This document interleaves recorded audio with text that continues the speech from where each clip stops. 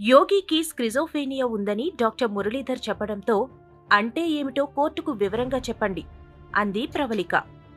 Okay madam అని. Milord, ఇది 100 మందిలో ఒకరికి వచ్చే సైకోసిస్ టఫ్ సైడ్.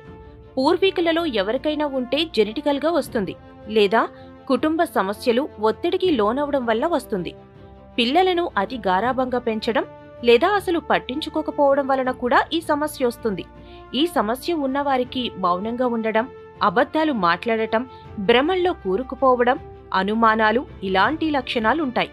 ఈ లక్షణాలున్నప్పుడు భార్యాభర్తల మధ్య ఇంకా వ్యక్తుల మధ్య అనుమానాలు, చిరాకుగా ఉండటం, నిరాశకు లోనవడం, ఒత్తిడికి లోనవడం, అసందర్భపు మాటలు, అసందర్భపు పనులు, ఎవరినీ నమ్మకపోవడం, ఒంటరిగా ఉండటం, ఆత్మహత్య ఆలోచనలు, ఇలాంటి అసాధారణమైన మానసిక స్థితి ఏర్పడుతుంది. ఈ డిజార్డర్కి ఈ లక్షణాలన్నీ ఉండవచ్చు, లేదా కొన్నే ఉండవచ్చు అన్నారు. జడ్జితో సహా కోర్టంతా డాక్టర్ మాటలు వింటూ ఆయన వైపు ఆశ్చర్యంగా చూశారు.